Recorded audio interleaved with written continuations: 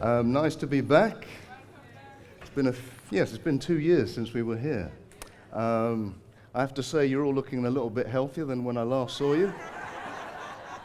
I take no responsibility for that. It's all your hard work. But let us start. You know, you've been sitting for a bit. I just want everybody to start again. You know how I do these things. Right, okay, everybody's starting to stretch. Fantastic. Wonderful. Now, okay, don't worry about the audio. Yeah. So, whilst you're standing, I'll do my usual because we want to find out how good we're doing. I want you to stay standing. If you managed this week to eat between 5 and 10 portions of fruit and vegetables every single day.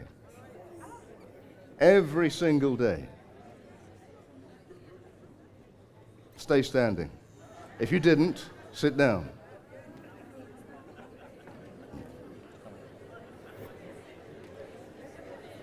Okay, you're being truthful. Very good, very good. Okay. Let's calm down a bit. Calm down. So those of you still standing, if you were able to drink about at least a liter of water every day, stay standing.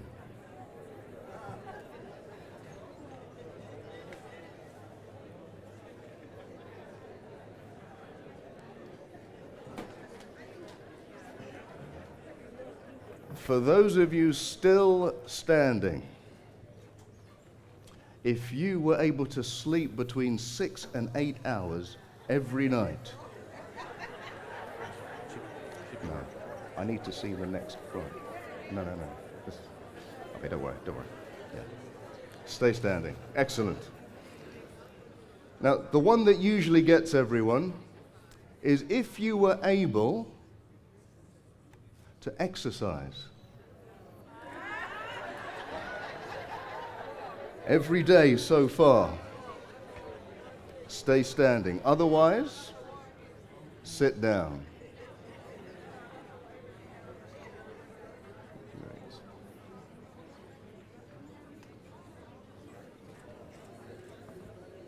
Who's still standing? Wow, let's give them a round of applause. That's great. No changes, it won't work. It's working. It's not working on the projectors. Okay, we have a bit of a problem with the computer, so we're just going to wait for a bit. But whilst we're waiting for the computer, let me just tell you a bit about what I do. As you may have read, I spent a lot of my time training to be a surgeon many years ago. Trained to be a surgeon. In fact, I don't know why I did that, because when I went into medical school, I wanted to do what I'm doing now, lifestyle medicine. But you know, you get into medical school and everybody's a bit macho and everybody wants to be the best, and it was the best student that went on to be surgeons, so I thought, you know, I'm one of the best students, I must be a surgeon. So I went and I trained, and you know, it was very interesting, and I went up to Cambridge and we were doing, you have to do your surgical rotation, you have to go through all these different surgical specialties. You started with orthopedics and cardiothoracics and everything. Well, you know, I was doing cardiothoracic surgery, and I was with a professor of cardiothoracic surgery. These guys are fantastic. They do brilliant work. And we were in clinic, and a gentleman came in, and he was about 79 years old, and he had had a bypass before, a cardiac bypass, but he was unwell, and he needed another bypass. But the professor said, no, you're too sick. You can't have another bypass. You would die on the table. So the man said, well, what can I do? And the professor said, well, there's absolutely nothing you can do. So we let that man go home, and I think within 2 or 3 months he was dead. It was at that point I said, you know what, there must be more that we can do. So then I came out and I was still studying in surgery, but I went and I studied and found out, you know, there's a lot more we can do. You can reverse heart disease, you can reverse diabetes. Why don't we teach this more? And that's what started me on my journey back to lifestyle medicine. And today, we're going to be talking about the topic, if you want to lose weight. I know none of you need this. You're all fine with it. I'd rather put it this way, if you want to lose weight. If you want to lose weight. Everybody is trying to get a quick fix to weight loss. It doesn't work. Anybody who's ever tried a diet will know that even if you're successful in losing weight, down the line you put it on and more. Yeah, you're speaking with experience. And there are all kinds of newfangled ways to lose weight. Have you seen them? Most of them unhealthy. You know, there's the Atkins diet, there's all these weird and what.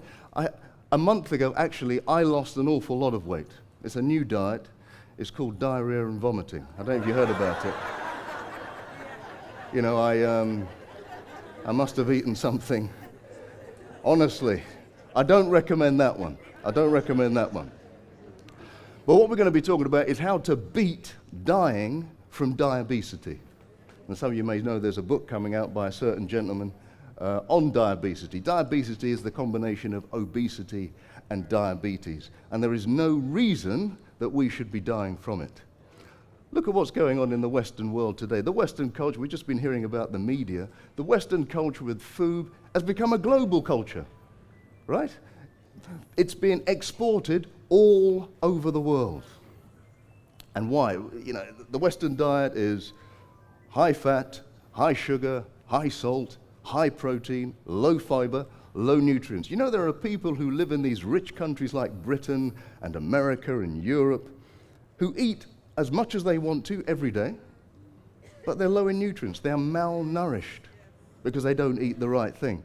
We have this gentleman to thank for much of it. I'm sure you all know him. You'll see his products. McDonald's, yes, absolutely. And I always like to use this picture because it shows how McDonald's is getting all over the world, even in Africa. And of course, when it comes to Africa, they'll all be saying, "Oh no, obesity, it's all down to your genetics," and it's got nothing to do with that. It's to do with your lifestyle, please. Now, obesity is now the epidemic of the world. The epidemic of the world. We now know that more people die from overeating than from starvation in the world. You think of the millions of people who are dying each day because of starvation. More people today are dying because they're eating too much. And the truth is, if I wanted to wrap up every single health lecture I could ever do in a short sentence, it would be, if you want to live longer, eat less calories. That is the simple truth. They've done all these experiments on so many different animals.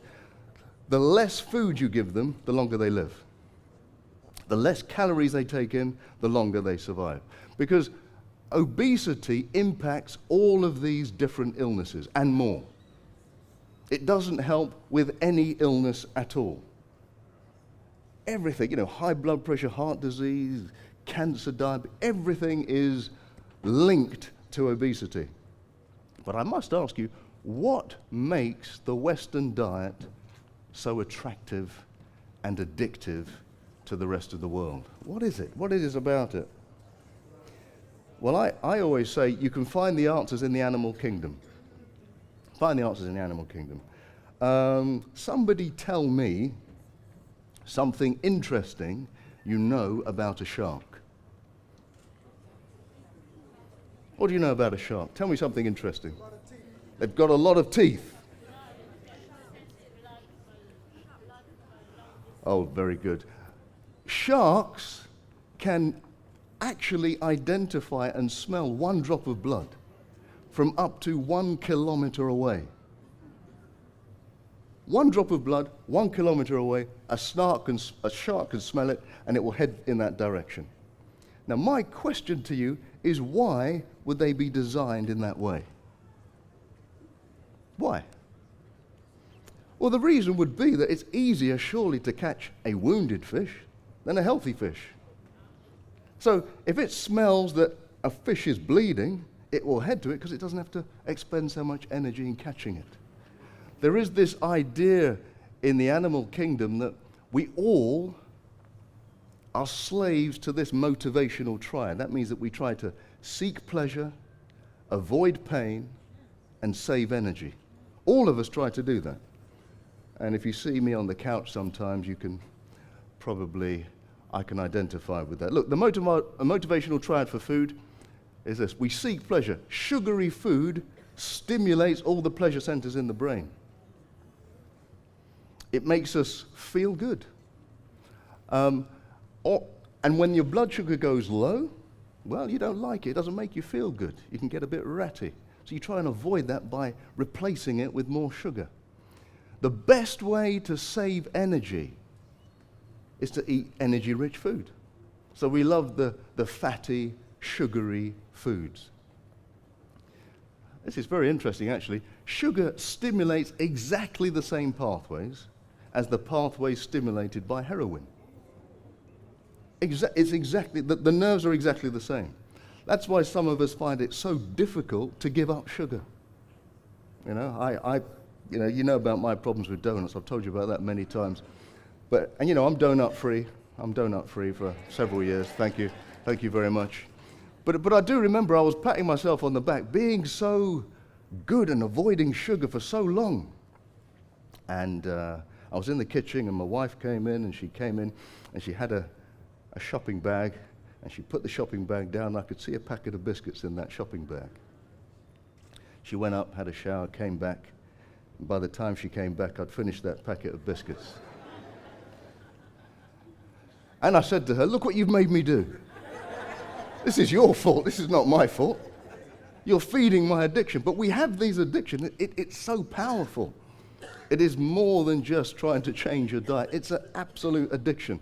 But it's important to get rid of the sugar because insulin levels always rise when you eat sugar.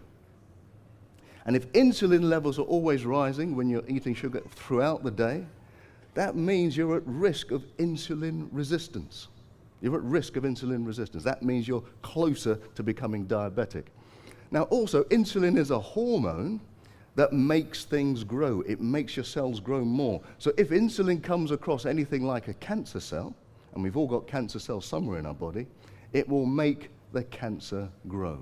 So you want to keep your insulin levels down, and in order to do that, you need to keep your sugar levels down. Try and avoid those sugars. You know, sugar in fruit, not so bad. But any kind of refined sugar we want to try and avoid. Look, they did this experiment on a load of rats, just to find out, you know, why are some foods so addictive? And they fed a load of rats pure sugar. And, you know, the rats could take as much sugar as they ever wanted. And what they found was that the rats would eat as much sugar as they wanted, then they would stop. They didn't really gain much weight. They took the same set of rats and then fed them pure fat. The rats just ate as much as they wanted, and then they stopped. But when they combined the fat and the sugar together in a 50-50 ratio, they found that it was lethal. When the rats started eating that, they could not stop. They became morbidly obese.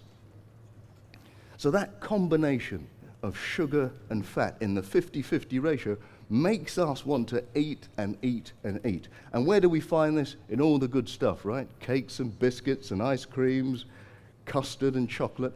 All of those things have the 50-50 ratio. So now you know this method, but we're going to go over it again because I have to give you this method to overcome our desires, right? You need some help to overcome this sugary desire.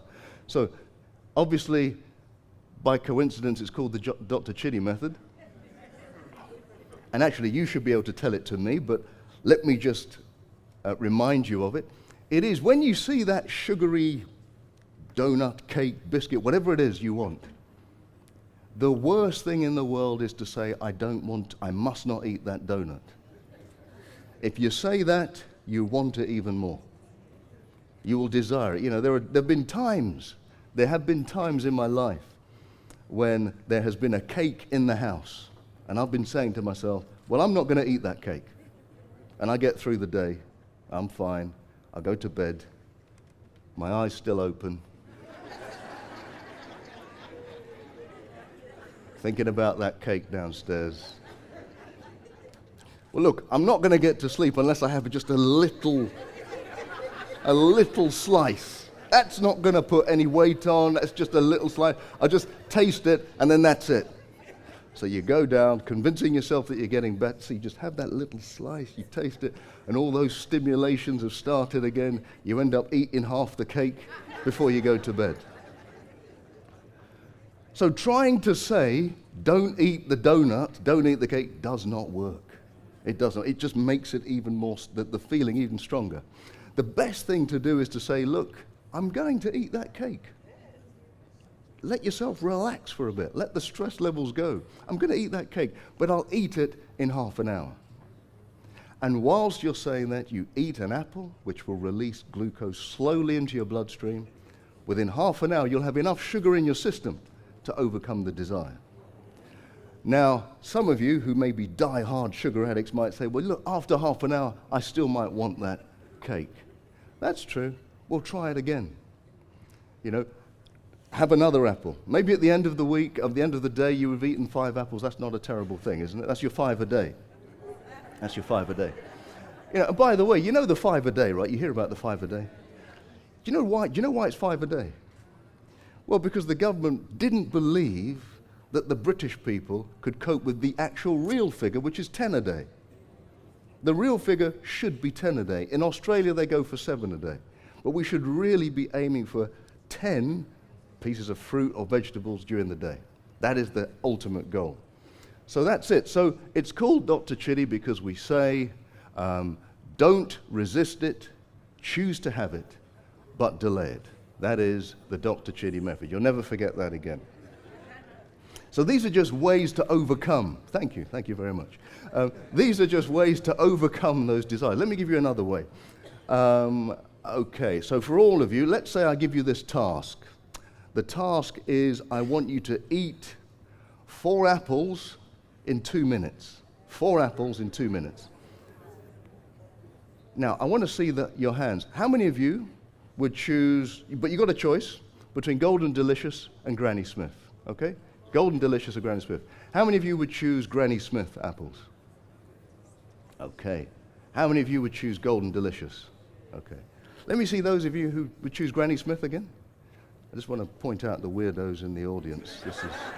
Because this is strange, actually. Thank you very much. This is strange because most people would try and avoid the Granny Smith because they're so sour. You know, it's almost a little bit painful to eat. But the Golden Delicious, you know, they're just nice and sweet and they go down easy. Okay, what about this one? You have 1 minute to eat a big slab of chocolate. Big slab of chocolate. That's a dream for some people. Now, which would you choose? Would you choose the dark chocolate or the milk chocolate? How many of you would choose the dark chocolate? Okay, they're the weird ones again. The milk chocolate.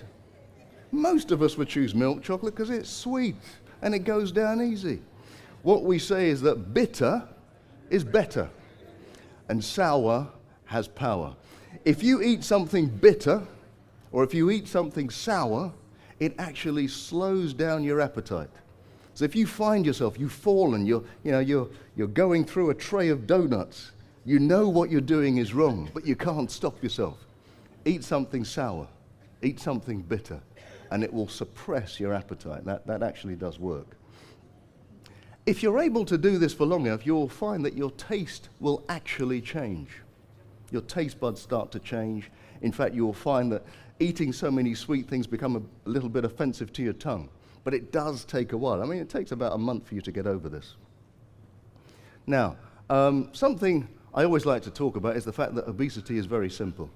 It's incredibly simple. People try and make it incredibly difficult and complicated. It's simple. And it's based on the first law of thermodynamics. Anybody done physics here? Any physics people? No one's done physics. One person. Physics, wow. Okay. So the first law of thermodynamics is that matter or energy cannot be created or destroyed. That really underpins most of the laws of physics. Well, that tells you that it is impossible to become 35 stone and just be eating a lettuce leaf every day. It's impossible. I have these people say to me all the time, I've put on so much weight, but I only eat just a little cup of rice, and I drink just the purest of water, and obviously I'm exercising 10 hours a day. It's not possible. Okay, in order to put weight on, you have to be taking in more calories than you're burning up, that's all. And so the easiest thing to do, and I mean this, the easiest thing to do is to not take in so many calories. Because trying to burn up all the calories you take in is difficult. If you want to try and burn up a Big Mac meal, that will take you at least 5 hours to run it off. And when I say run, I mean properly run, not jog. You have to run it off for 5 hours. No one can do that. The best way to do it is to take in less calories.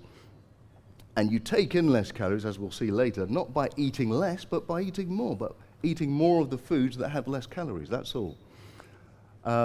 Many people ask me this, how can this be true? I eat the same as when I was a teenager. Well, this gets me onto one of my favorite topics, the middle years, right? I call them the middle years because they happen in the middle of your life, somewhere between 25 and 55. But also because during those middle years, your middle gets a lot bigger. Yeah? And I'll give you an example of how it happens to me. You see, when I first qualified as a doctor, when you're a junior doctor, you are right at the bottom of the rung of society. In that hospital, everybody tells you what to do. The cleaners, the porters, everybody, you just do what you're told, all right? And that means, and I remember when I qualified, I was working for the professor of surgery, and he wanted everything done yesterday. Everything had to be done. When you're a junior doctor, you don't make too many big decisions, but you're just getting all the results, getting people ready for surgery, and if you make a mistake, they try and slit your throat. So I spent the whole day running around the hospital, because you can't walk. Most junior doctors in those days often would say, I haven't even had time to go to the toilet. That is a common phrase. Everybody's so busy. But then I realized if I'm doing about 20 kilometers of running a day, and I'm not, even if I'm eating a lot, I'm still burning that off. But when you get a bit more senior and they give you an office and they give you some junior doctors to run around for you, if you're eating the same, you're going to put weight on. It's going to be difficult for you to lose that weight. And that's what happens to all of us throughout life. Early on in life, we're active, we're walking about, we're moving about. We then get the car driving license and we never want to walk again. Life changes, and slowly the middle starts to expand. It doesn't just happen overnight. It slowly occurs until you get into that, try and get back into those trousers again. You say, what's happened to this washing powder? It's actually shrinking my trousers now. I mean, what's going on? It can't be me, it must be the trousers. That's the realization. And in the same way that it takes years for our bodies to change, actually it takes a while to lose that weight healthily too. If it's taken decades to get you where you are, you cannot expect in a couple of weeks to lose it all, unless you have a case of diarrhea and vomiting, which, as I say, I don't recommend on anyone. And it comes on to this lovely question, fit and fat. Is it possible, people ask me often, is it possible to be fit and fat? To be overweight but incredibly fit? And the short answer is yes, it is possible. Yes, it is. And there are many people who are like that. I mean, there are many people who to you may look overweight, but they have fantastic blood pressure, fantastic cholesterol, fantastic blood glucose, and you think, well, if I'm slim and they're overweight, how come they're so much better than me? Well, I say this, definitely you can be overweight and fit, but I will say it cannot last. It cannot possibly last, because in order for your body to be putting you in such a good position, it has to work incredibly hard.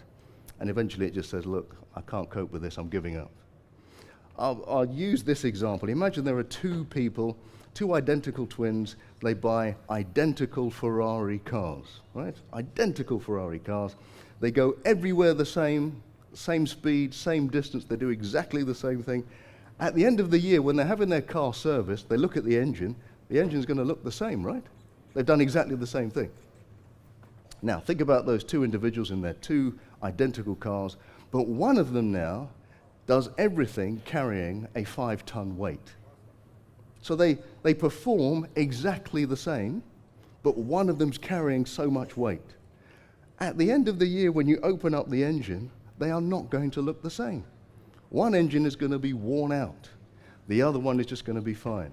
And that's actually what's happening to our bodies. If you're carrying so much weight, even if your body is performing well and your blood pressure's good and your cholesterol's good, your body's doing so much to keep you in that position that eventually it says, you know what, I'm giving up. And how do I know this?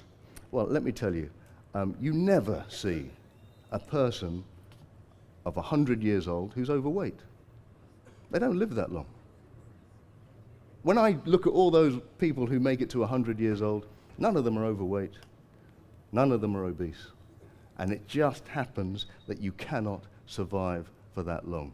So going back to the fact that obesity impacts so many different diseases, I want to focus on this disease, this one that's quite close to me. My father had diabetes. He died way too early, and he didn't manage his diet, and so he increased the amount of fat and sugar and all the things that you shouldn't really eat. And I know, personally, that I have those same cravings too, so I have to be very careful about it. Let's just look a little bit at diabetes. You know, it's 3 million people have type 2 diabetes. 3 million. A third of all adults in this country are at risk of diabetes. It's absolutely amazing. And it's not just this country, all the emerging economies. We find that as countries get richer, more of them become diabetic. Have a look at this, the financial cost. We spend £1 million an hour on diabetes in this country. It can actually bankrupt the NHS. I think they estimated by 2050, diabetes alone would bankrupt the NHS. It's not just about money either. There is a human cost. When you think of all 50% of people who go blind, 50% of people who lose their limbs or have kidney failure, they have it because of diabetes. It affects so many different parts of your body, increases heart attacks, strokes, erectile dysfunction, cancer, so much more. And for those of you who like to look good, it makes you age faster, okay? So it's a big deal. But have a look at this graph. This is the diabetes rates right through the ages from 1980. You know, it's trundling along about 6 million. This is in the United States. Then in the middle to late 90s, it starts to pick up. This also is mirrored by the obesity rates.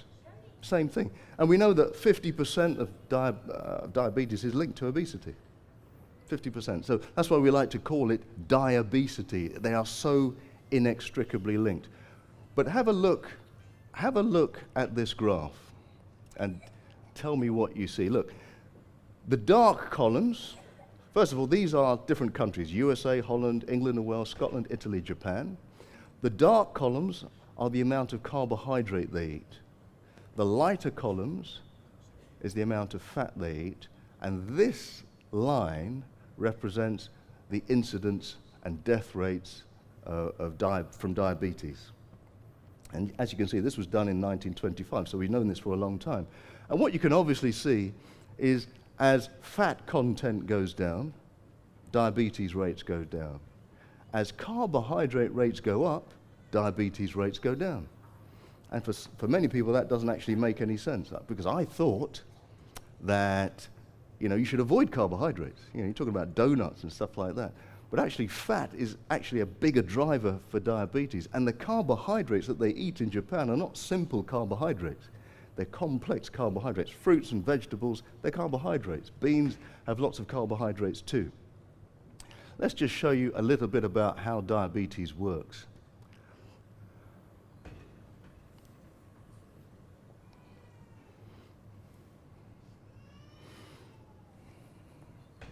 So this is supposed to be your bloodstream.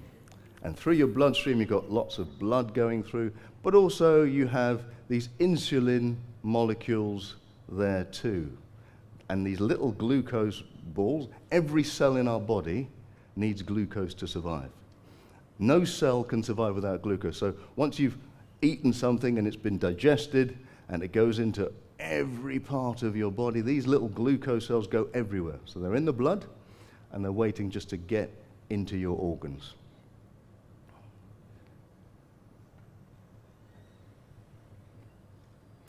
Okay. Now, when you eat something that's heavy in fat or heavy in sugar, insulin binds to a receptor on every cell. It binds to a receptor, then that receptor tells that protein to pull in glucose. So glucose cannot get into any cell without that insulin first binding to that receptor. Now in some cases, there is an insulin deficiency, meaning we don't produce enough insulin. This is by no means the biggest cause, but sometimes if you don't produce enough insulin, you can't obviously pull in as much glucose. So all of these defective insulin molecules are in your system, but actually they're not pulling in the glucose. So here you see another receptor. There's glucose on the outside in the bloodstream. In the cell, there's no glucose. Remember, every cell needs glucose. But this is the more accurate figure of what goes on in type 2 diabetes. That insulin doesn't bind to that receptor because the receptor just is fed up. That's the best way I can put it. The receptor has had enough of insulin. It's been assaulted so many times that, you know what, I can't bind to you. So maybe 1 in every 5 it will bind. And if insulin is not binding to the receptor, then your blood sugar will continue to rise because it can't get into the cells. And if your blood sugar rises and it doesn't get into the cells, your cells start to die. Okay, I'll move on from there. So that's actually what type 2 diabetes is. I tell you that because diabetes is, in type 2 diabetes, is reversible. Okay, I quite confidently say there is nobody with type 2 diabetes that needs to be a type 2 diabetic. Everyone can reverse it, and I can say that with 100% confidence because I've had patients ages ranging from 91 down to the early 40s. All of them have reversed their diabetes. Doesn't matter about their genetic makeup, doesn't matter about their family history. Just by changing their lifestyle, the diabetes has gone away. So let's look at how we can reverse diabetes, because actually the reversing of obesity and the reversing of diabetes are very similar. Obviously, we have to look at diet. Now, I'll start at the top because I think these things are very important. Obviously, alcohol we try and avoid, but sweet drinks, juices, all of those things, those are the biggest drivers for insulin resistance. If you are a diabetic or you're worried about diabetes and you drink any kind of sweet drink, you're putting yourself at risk. So I always say to people, look, even if you, the difference between a donut and a glass of grape juice is that a glass of grape juice is much worse for you if you're a diabetic because it goes straight into your bloodstream, doesn't need any breakdown, it goes straight in. So avoid any sweet drinks. I have what we call a hierarchy of sweet drinks, I say the best drink you can ever have is water, obviously. That's the only drink we really need. If you don't believe me, just go into the wild. How many animals are drinking tea and coffee and orange juice? And, you just don't find it, do you? You just don't find it. So water is the only drink we actually need. But if you are desperate and you need something sweet, I would say, well, below that and way below that, I would say is a smoothie. A smoothie is a drink of fruit and vegetable which is blended, right? But it still has all the fiber in.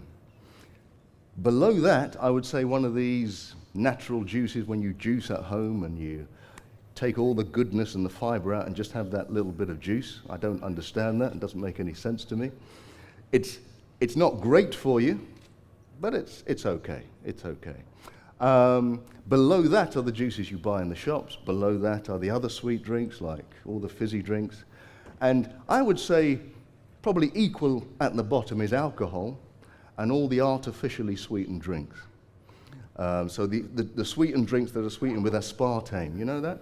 Aspartame, artificial sweeteners, whatever you want to call them.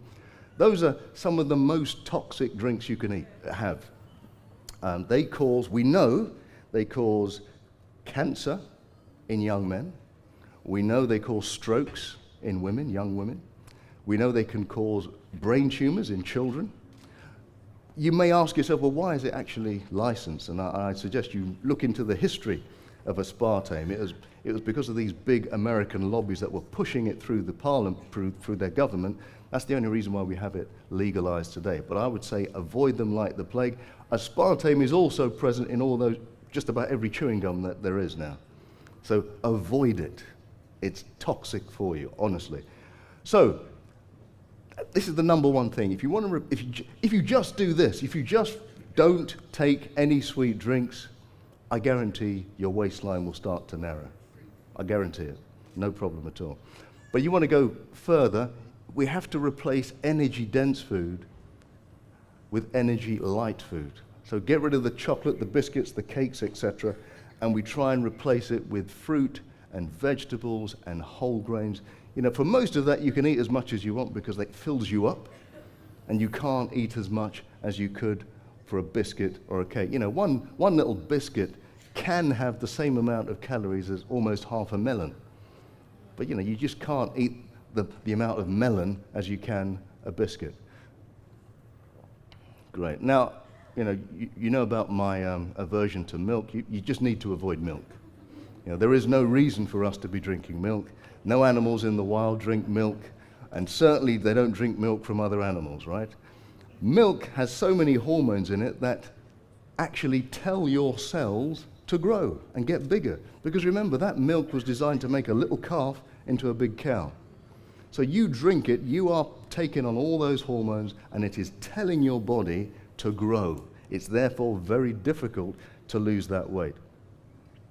And with respect to diabetics, if you've changed your diet to a low-calorie, healthy diet, it's vital that every time you have a meal, immediately after, you go for a walk. Go for a brisk walk of at least half an hour. Because even if you eat a healthy meal, your blood glucose will still go up slightly. And if your blood glucose goes up slightly, your insulin levels will go up slightly. But if you walk, it will force that glucose into your muscles, and it will keep low. So if you want to reverse your diabetes, you need to do that at the same time. So exercise is absolutely important. Many people say to me, you know what, yes, Dr. Chidi, I've bought myself a dog so that I can force me to walk. It's going to force me to walk. But, you know, some of us, we always find ways around it. You know, the mind is a strange thing. Look at this. These people are going to the gym, okay? They're taking the escalator to the gym. You know, I was going to the gym. I drove to the gym the other day, and I saw a fight break out in the gym. The fight was about the fact that one person had taken a parking space, which was right near the entrance, and the other person wanted that parking space. They are going to the gym to exercise. They cannot walk the length of a car park to get to the gym. This is ridiculous. It's habits. That's what it is, it's habits. You know, sometimes even if you change your diet, you're still locked into these bad habits of always wanting to get the elevator or the escalator or whatever. We have to walk more. I remember when I was working in a hospital in Surrey, and I remember I was driving in one day and I thought, well, you know what? I'd rather not be exercising when I come home from work. There must be a way that I can do something. So I thought, well, maybe if I find out a way that I can walk part way and get the bus or get the train. And it worked out that I could actually walk, get the train, then walk to the hospital and come back. And at the end of the day, I would have walked 10 kilometers. So that's integrated into my day. That is the best way to exercise. You know, rather than just trying to take time out, try and do it as part of your natural day. And I say that because if you're able to do that, you'll be able to sustain it. You know, you're not going to be, most people are not going to be able to sustain, going to the gym 4 or 5 times a week. That doesn't really make much sense. Integrate it into your daily life. Go for a walk with your family or with whoever. It's important to be fit, and fit stands for, you know, the frequency of the exercise, the intensity, the time, and do not forget stretching. Frequency is every day. You have to exercise every day. So you can have a Sabbath walk, okay? So after your meal, rather than dissecting the pastor, you go out and have a Sabbath walk, right? Yes. All the pastors are clapping. That's great. Thank you. Intensity.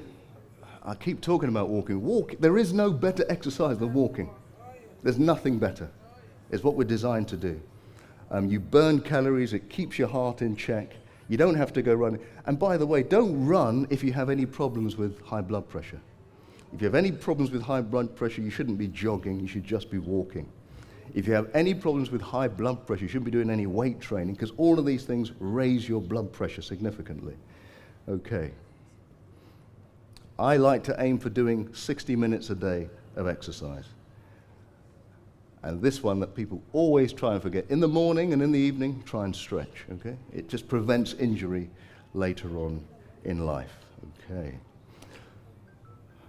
But you know, it's not always about what you eat. Sometimes it's about what's eating you. And sometimes when you have stressful situations in your life, it tends to make us do all sorts of things, right? You know, stressed is dessert spelled backwards. Most of us, when we're stressed, we go for the ice cream and the sugary things, and it actually almost forces us to do this. Stress causes us to do all kinds of strange behaviors.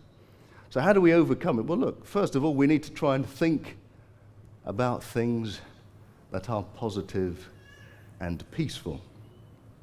This is a way to overcome obesity, by the way. We can talk about diet as much as we want, but actually we have to ask ourselves, well, what's causing me to eat the sort of food that I eat? Or what's driving me to eat so much and not stop? There is something going on inside me, inside my mind, inside my heart. And here is one way. We have to do this because this is what Gandhi had to say. Your beliefs become your thoughts become words, your words become actions, your actions become your habits become your character, and your character determines your destiny. But it always starts in your mind. You know, what are you thinking about? Who are you thinking about? Are you always thinking about the people that are hurting you, or are you thinking about the people that are trying to help you? It determines your destiny. And even in Proverbs it says it even better, for as a man thinks in his heart, so is he. Whatever you're thinking, that is what you become. Now.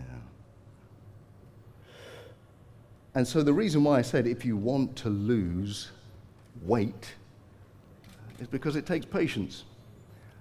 What I've been talking about doesn't give you a turnaround, a dramatic turnaround in just 1 week or in 1 month. It will take several months for you to see the difference. But I guarantee if you do it, the weight loss will be permanent. The reversal of diabetes will be permanent. And that's exactly what we want, isn't it? We don't want to go through diet after diet, going up and down. You know, by the way, if your weight goes up and down and up and down, that is much more harmful for you than having your weight just stay high. Much more harmful. So if you want to lose weight, lose it and lose it for good. If you want to get rid of diabetes, get rid of it and get rid of it for good. Now, I think I have a few minutes for questions. I don't know if we have any opportunity. There's no mics up here. Oh, yes, there are. So if you have any questions, raise your hands.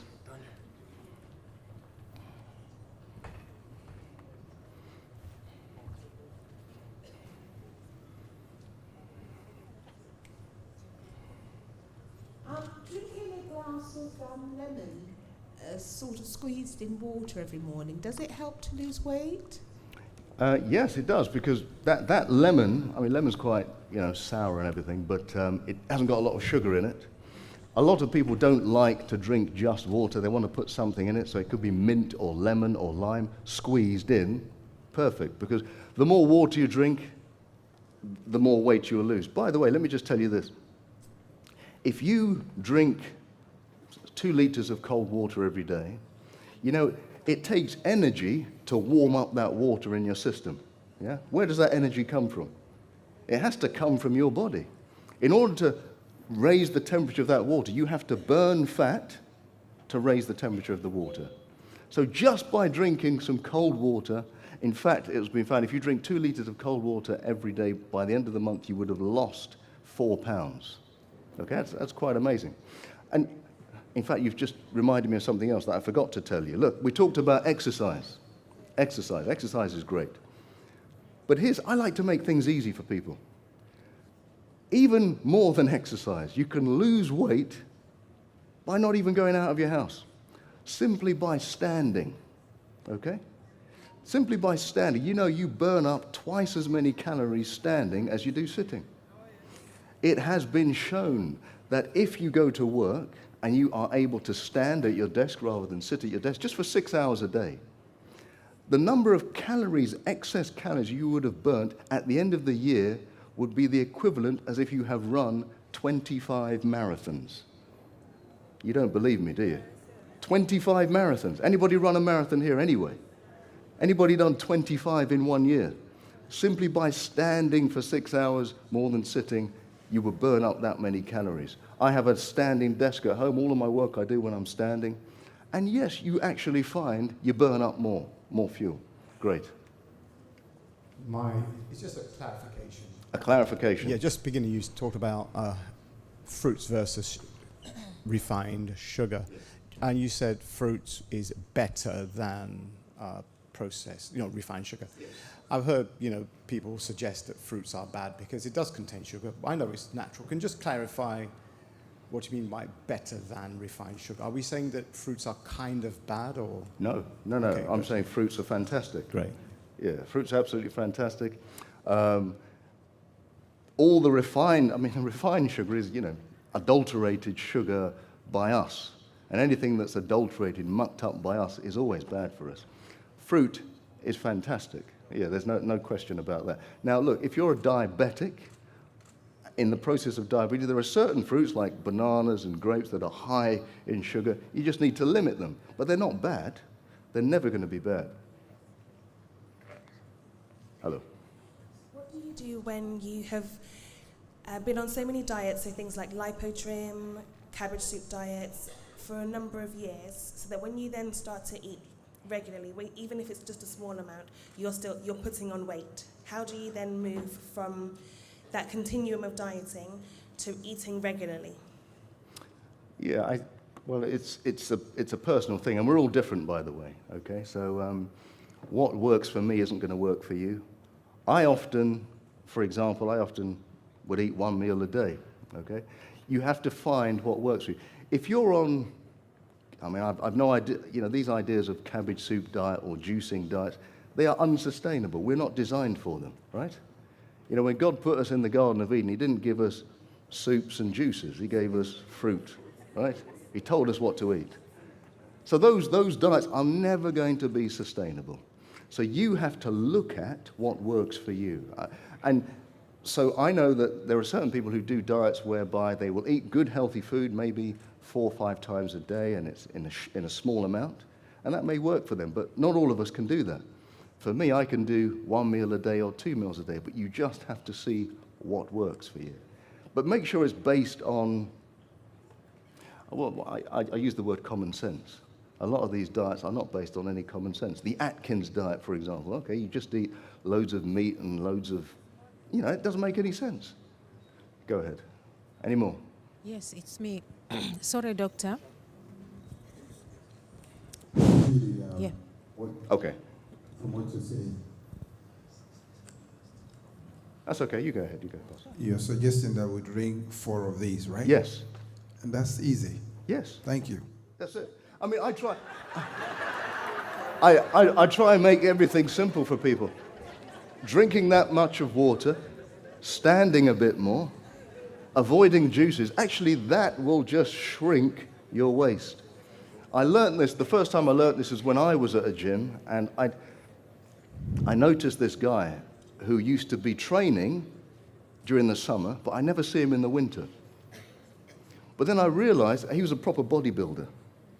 Now I realized that during the summer, he changed his diet so that he looked quite trim and tight. In the winter, he would eat anything he wanted to eat. And he was actually still at the gym, but I just didn't recognize him. He was so big. But he was able to control himself that when it came to summertime, he would just, and I say, well, how do you do that? I mean, it's fantastic. And he says, look, anytime I come to competition time, I just eliminate anything sugary, anything sweet. And it actually, that alone takes away my waste. So it's a vital, important ingredient. Doctor, I wanted to ask you about sugary. I love sugary stuff, but I try to run away, but I'm eating a lot of honey. Is it good for my health? Okay, is honey good for your health? Honey is sugar. Okay, honey is just sugar. Unfortunately, that will make fat, and that will make you fat just as much as anything else. But I can sympathize you with the addiction. I'm living like that too. I think by confessing it in front of all of these people, you've done yourself some good already. Okay, confess your sins one to another, that you may be healed. Great. Right. There's someone right at the back down there. Oh, right, yes. Oh, hi. Throughout your presentation, you made reference to type 2 diabetes. Yes. What about the type 1 diabetes? If you have that, is that for life, or are there things you can do to change your lifestyle? Yes, or so that's, increase your... that is the big difference. And actually, we're going to be talking a bit about that tomorrow, because type 1 diabetes is completely different. Type 1 diabetes, you don't produce any insulin. And you don't produce insulin because your pancreas has been destroyed in a certain way, usually at childhood, and much of it down to the fact that we give children too much cow's milk when they're young. But what can you do about it? You cannot reverse it, because you can never make enough insulin, but you can limit the amount of complications that come, and you can slow everything down by changing your diet and changing your lifestyle. But we're going to be talking a bit about that tomorrow. Okay, have we finished? No. Doctor, you mentioned cold water. Yes. You mean natural cold water or artificial cold water? Artificial, I mean from the fridge. Artificial waters from the fridge. Okay, that's a new definition for me. No, I mean cold water from the fridge. Yeah. So in order to raise that temperature, your body needs to burn up fuel to warm that water up. Okay.